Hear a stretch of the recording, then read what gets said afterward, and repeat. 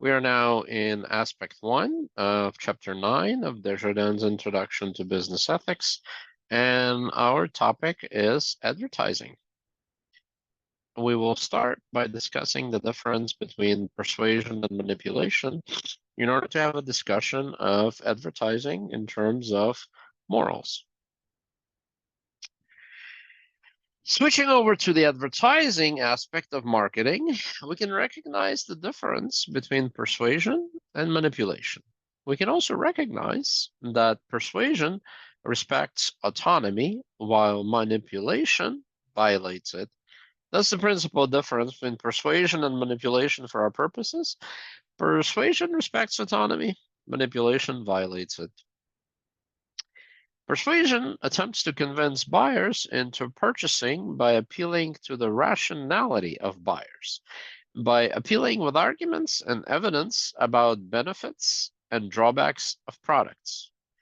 However, manipulation appeals to the buyer's non-rational and irrational side to get them to buy products by pushing their buttons, so to speak, by appealing to anxieties, fears, insecurities, and other emotions of a similar kind. The goal in manipulation is to bypass the informed, rational judgment. You can well see, but you can well see that where we're going here is that persuasion is going to respect the autonomy of buyers, whereas manipulation not. But what would it mean to persuade in advertisements? Right? What exactly would it mean to persuade rather than to manipulate in advertisements? What does it mean? Just to offer plain information without any visuals other than charts and without any storytelling? That would not be much of an advertisement, would it? That would be very boring, would it not? Is it the case that all advertisement, to the extent that it's some kind of not boring and entertaining presentation, is manipulation?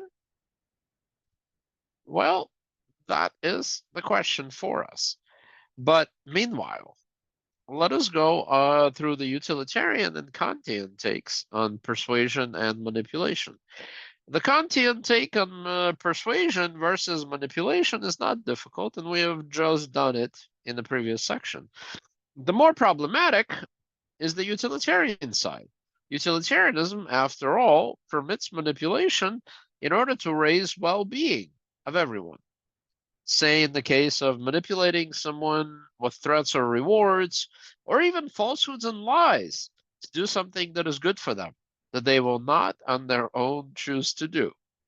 Right? So the Kantian case against manipulation is easier, but then again, we really have to go to this kind of an extreme to present the problem to a utilitarian condemnation of manipulation.